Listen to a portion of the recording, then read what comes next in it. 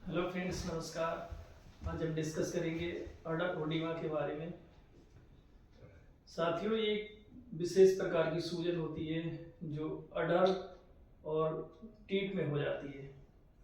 साथियों, ये सूजन हमारे जो पशुओं में ब्याने से पहले और ब्याने के बाद दोनों ही कंडीशन में होती है। साथियों, उन पशुओं में ज़्यादा होती है जो हमारे पशु ज़्यादा दूध देते हैं, और उन पशुओं में ज़्यादा होती है जो हमारे पशु पहली बार बच्चा देते हैं। इसके होने के कई कारण होते हैं। कुछ हमारे किसान भाई जो ज़्यादा नमक देते हैं उन पशुओं में अधिक होती है, या जिन पशुओं की डाइट में प्रोटीन की कमी होती है उनमें ये सूजन ज़्यादा आती है। साथियों, इस सूजन को यदि हम थनैला से डिफ्रेंशिएट करेंगे तो अडर की सूजन को जब हम हाथ से छूते हैं तो उसमें उंगलियों के निशान पड़ जाते हैं, मतलब इसमें गड्ढा बन जाता है, और जो कुछ समय के बाद नॉर्मल होता है। लेकिन थनैला के केस में ऐसा नहीं होता है। अब हम इसकी रोकथाम और इलाज के बारे में डिस्कस करेंगे।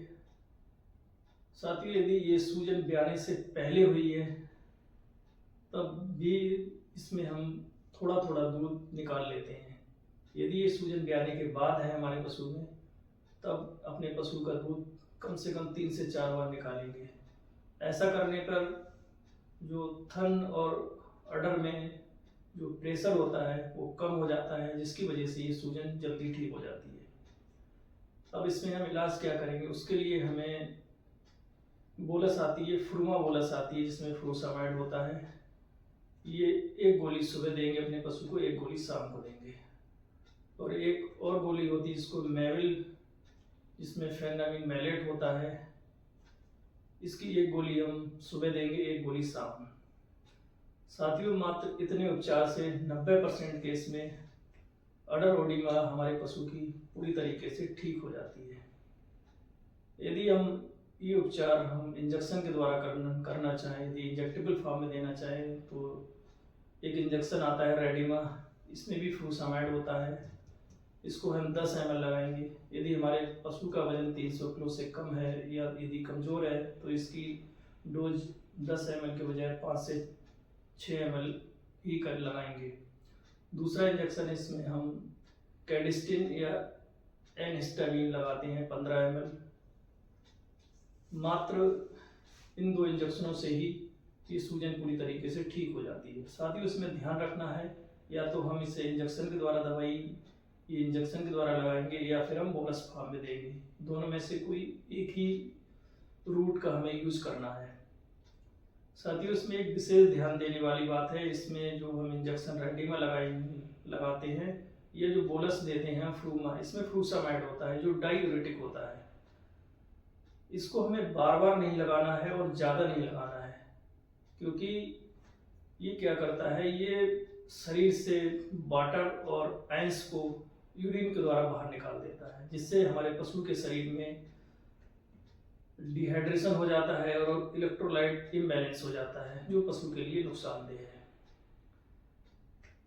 साथियों, यदि इसके बाद भी हमारे पशु की सूजन ठीक नहीं होती है तो उसके लिए अगर थोड़ी रह जाती है तो उसके लिए क्रीम आती है हीलैंड, इसको अडर पे हल्का हल्का मसाज करेंगे।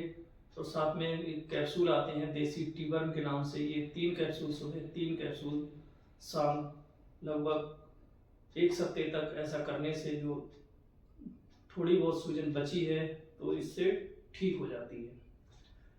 साथियों, कभी कभी ऐसा होता है इसके बाद भी पशु की जो अडर की सूजन ठीक नहीं होती, तो उसके लिए हमें कार्टिकोस्टेरॉइड देने पड़ते हैं। कार्टिकोस्टेरॉइड में इंजेक्शन प्रेडनिसोलोन होता है, जिसको हम 10 ml देते हैं, और एक इंजेक्शन फ्लूनिक्सिन मैग्लोमाइन 20 ml अपने पशु को लगाते हैं। साथ ही उसमें विशेष ध्यान देने वाली बात यह है कि इंजेक्शन जो प्रेडनिसोलोन है, इसको हमें ज्ञावन पशु को नहीं देना है। यदि ये सूजन हमारी मतलब बच्चा देने से पहले है तो इंजेक्शन प्रेडनिसोलोन का हम यूज नहीं करेंगे। इसका प्रेडनिसोलोन का यूज हम केवल हमारा पशु में यदि ये सूजन जो है ब्याने के बाद है तब यूज करेंगे। दूसरा इसका ड्रॉबैक ये होता है, जैसे प्रेडनिसोलोन का ये दूध कम कर देता है। साथियों, कभी कभी ऐसा होता है कि कार्टिकोस्टेरॉइड यूज करने के बाद भी हमारे पशु की सूजन ठीक नहीं होती है। तो इसके पीछे कई कारण होते हैं। इसमें कभी कभी ऐसा होता है कि अडर ओडिमा के साथ साथ हमारे पशु में एक सब क्लिनिकल मैस्टाइटिस होती है, मतलब एक ऐसा थनैला जो दिखाई नहीं देता है। और कभी कभी ये सूजन कुछ हीमोप्रोडोजन बीमारियां होती हैं उसकी वजह से भी होती है। तो ऐसी कंडीशन में हमें चाहिए कि एक पशु चिकित्सक से संपर्क करने के बाद ही अपने पशु का उपचार करवाएं। यदि हम समय पर उपचार नहीं करवाते हैं तो पशु के अडर में जो है फाइब्रोसिस होने लगती है और क्लिनिकल मैस्टाइटिस होने का खतरा बढ़ जाता है। तो साथियों, आज की इस वीडियो में इतना ही।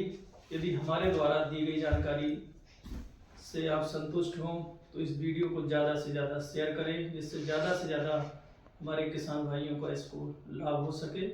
हमारे साथ बने रहने के लिए धन्यवाद।